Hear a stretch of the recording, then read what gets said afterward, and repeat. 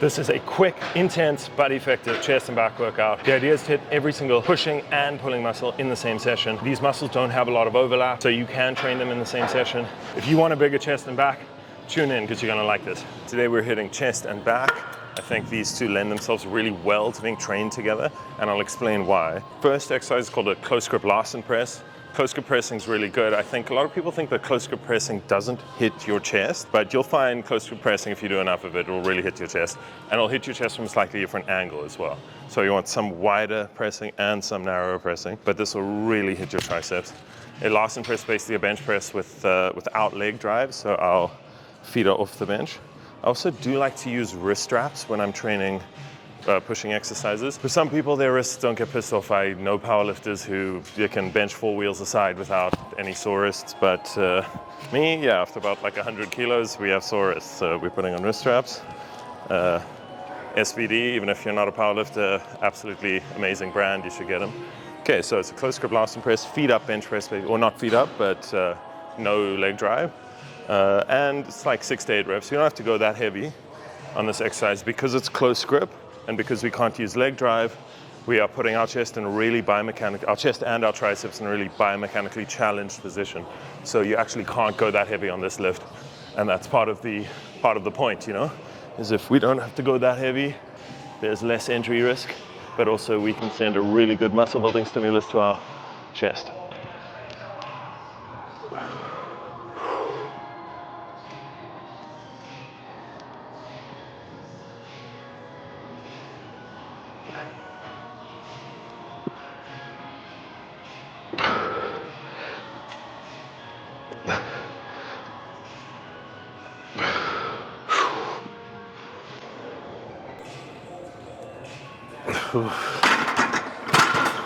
So honestly, it's not even that heavy. It's like 225 and it feels really heavy. So that's the advantage of doing something like a Larsen press. Why chest and back? To answer that question straight away is there isn't much overlap or any overlap at all with pressing muscles and pulling muscles. So I can superset a chest exercise with a back exercise. So we're gonna do pull-ups and we can go straight over it. This does happen to be quite an empty gym, so this might not be applicable for a lot of people. But, you know, I'm here like on a Sunday night, so it's like no one here. I can just go straight into it. Even for something like a pull-up, I think straps are a good idea. Even for the strongest person in the world, even if you've got pretty jacked forearms, your forearms will be smaller than the muscles of your back. Use straps. In hypertrophy training, we're trying to make the back our limiting factor, not our forearms. So use straps.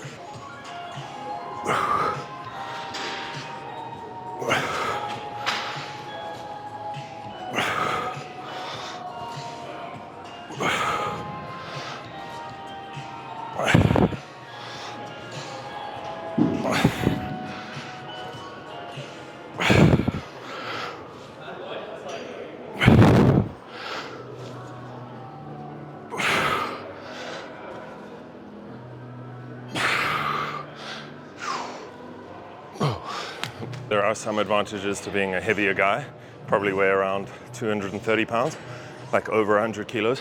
You don't actually need to add weight a lot of time to your pull-ups. I just did like 9 or 10, and yeah, for me that's pretty fucking heavy, so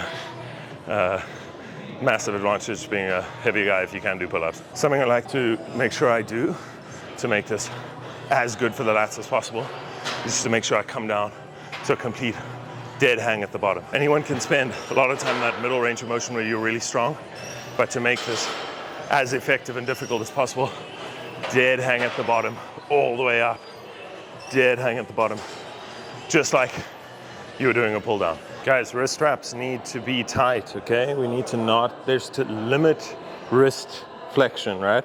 So if you can still bend your wrist, the wrist strap's not doing anything, okay? You wrap it around your finger and like really wrap around your thumb rather.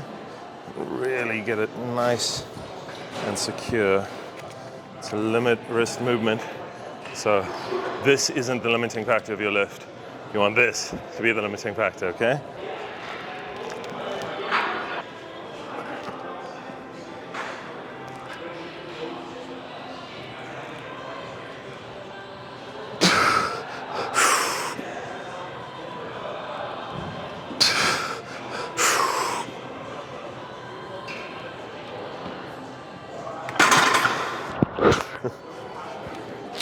I didn't know if I was gonna get that lost.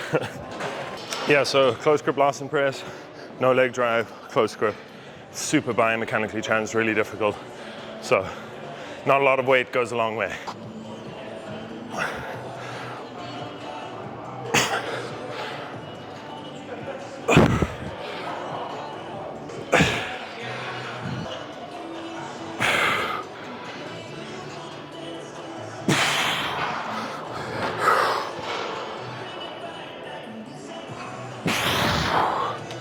So this is a really important point that I try hit home to my clients all the time. So what I've done is I've got 2 sets of the Larsen press, 2 sets on pull-ups. And you think 2 sets is not very much, but it's not about the amount of volume in a workout. It's about the level of intensity within those sets. So I did 2 working sets to my chest, I did 2 working sets to my back. But every single set was taken 2 or 1 rep from failure. And that's where the beauty is, that's where the magic is. It's not in the amount of work you do, it's in the quality and intensity of the work that you do. 2 sets might not sound like a lot, but if they're done really well, they go a long way. So I've done 2 sets for these 2 exercises, and now we're gonna move on to something else. So there's a lot of variation in the workout. Hit these same muscles from a slightly different angle, and again, keep the intensity up. So what are the main takeaways in terms of technique that I'm doing here? A few things to think about. A lot of incline pressing machines and incline benches have like a stand for your feet. I don't know if this is just because I'm a taller person, but I've never felt really stable using the foot pad. So it's like nothing wrong with having your feet on the ground when you're doing an incline press, particularly if you're a bit taller. I recommend to my clients all the time, like have your feet firmly grounded on the floor. The point of doing a machine is it's really secure, it's really stable, and you can just focus on trying hard in the exercise, not having to worry about stability. The exercise I did before was a Larsen press. It's a little bit less stable. It's a free weight exercise. Now we're going to something really stable. It's an incline press machine. In terms of where I want my torso to be in space when I'm doing this, is chest up, shoulders back. And the idea here is it gets our delts leveraged quite well to press, but also in a really safe position. So people who bench with a slightly arched chest tend to have fewer shoulder problems. So that's the one thing. The other thing is, when you get our chest up like this, our chest is doing a lot of work. And generally the chest will be what fails first, and that's what we're going for. Nobody wants bigger front delt. I think most people's front delts, most guys from all the bench pressing and overhead pressing, their front delt's pretty overdeveloped anyway. So if we want a bigger chest, particularly upper chest, which no one has enough of, we want chest up, shoulders back, and to press with an arch.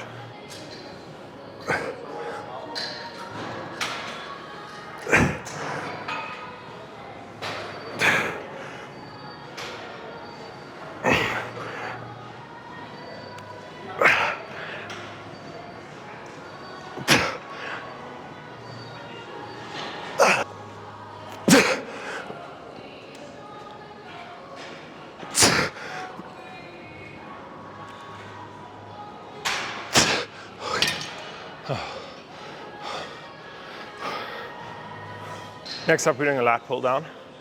This can absolutely be supersetted with the chest press if it makes sense in your gym. Otherwise, you can just do them individually.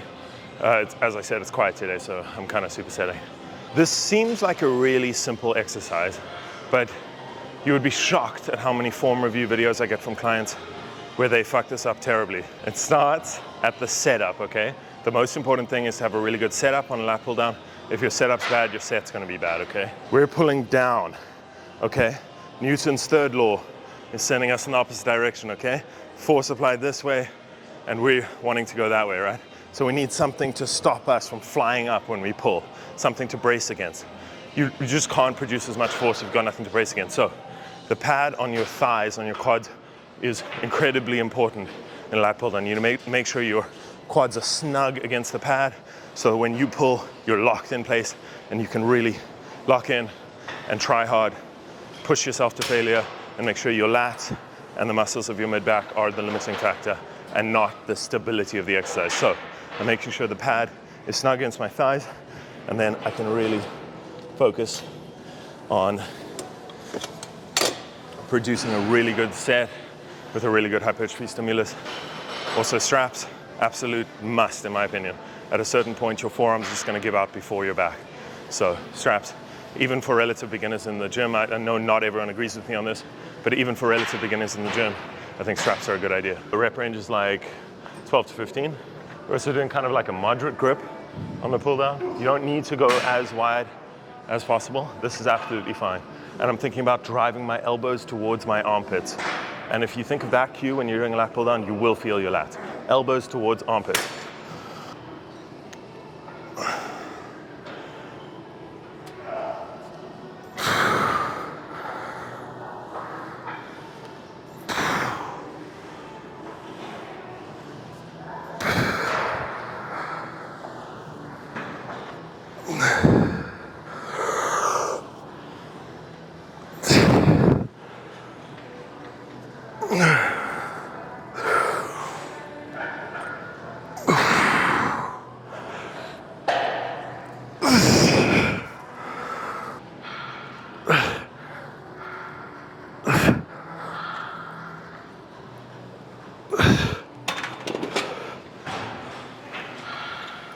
I say this all the time on pulling exercises. Once you reach what's called concentric failure, i.e. I couldn't do another full range of motion rep, you can just do some partial reps at the top.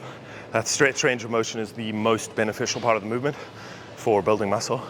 So there's nothing wrong just banging out a few so-called lengthened partials at the top of your lift.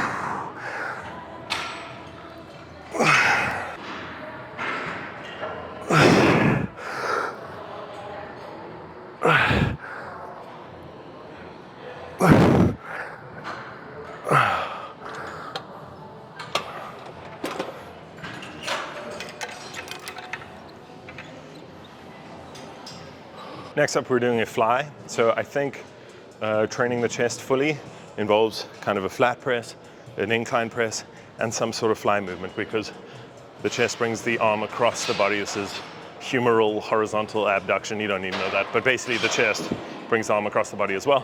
So we want to try and mimic that. I do like a horizontal fly like this sometimes, and I do an incline fly sometimes. This is a high incline fly, so the cables are really low down and we're bringing them up at a high incline, and actually low to high fly hits your upper chest really well. And as I said, everyone needs more upper chest. So that's what we're looking to achieve here. So just a warm-up set. I very much suggest doing a warm-up set for everything. So I'm getting to the point where my chest is pre-stretched. Before I start the exercise, my chest is stretched, and we are converging, i.e. bringing our hands together at the top of the movement. It's a big stretch and squeezing the chest at the top. You really should feel this in your upper pecs. You don't need to go that heavy because it's basically an isolation lift for your chest. I guess your forearms and your biceps, maybe your delts a little bit are doing some of the work, but the majority of the work's being done by your chest, specifically your upper chest. I love this exercise as a way to finish off my chest training for the day, and probably one more for a warm-up, and then we'll get into some heavier weight.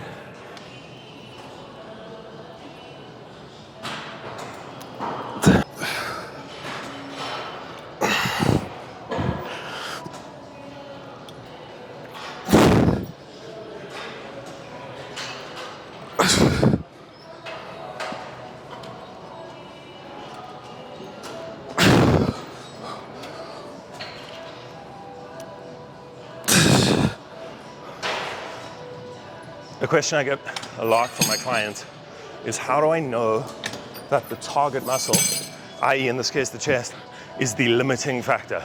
How do I know that the target muscle failed first? And how you know is the target muscle is screaming at you. My chest is on fire right now, and that's because it was worked the hardest and it was the thing that failed first. So if on like a isolation lift like this, the target muscle is not screaming at you, you're probably doing it wrong. Probably need to change something about your form or go a little bit lighter, but that's how you know the target muscle is working really hard and your chest will grow as a result. We've done 2 vertical pulling exercises, a pull up and a pull down, and now we're going to do a horizontal pulling exercise to finish the workout. This is a chest supported row. We are doing a underhand grip, so it will hit the lats. It's kind of a lat biased workout this, and I do more of a mid back biased workout on my other pull day or on my other chest and back day. But yeah, nice underhand row to finish the workout. When we're doing unilateral training, one arm at a time or one leg at a time, generally the idea of doing this kind of training is to even out muscle imbalances. So it's very normal for your dominant side to be stronger. So it's good sometimes to do one arm at a time. The other added benefit of doing a single arm row is we can get more of a stretch when it's just one arm. What I would recommend is you start with your weaker side, which is normally your non-dominant side. So I'm right-handed, I'll start with my left side, and then I'll match whatever I do on my left side with my right side. And ultimately over time, I will reduce any sort of muscle imbalance from left to right.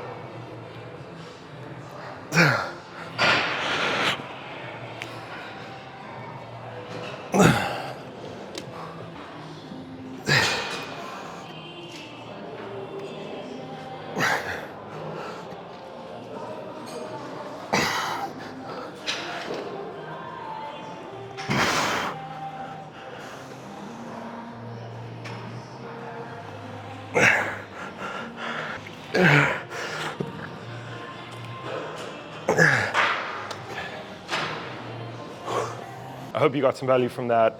I know this has helped me build my chest and back. My name is Jake. I'm an online fitness coach and I offer one-on-one coaching. If you are interested in working with me, the application for one-on-one coaching is in the description of this video. Otherwise, if you have any comments, questions, also leave them in the comments of this video. Alternatively, if you want to send me videos of your form to find out what I think, I can do a free form review for you on Instagram. If you enjoyed this video, please subscribe to my channel, and YouTube thinks you're gonna like this video, so check that out next.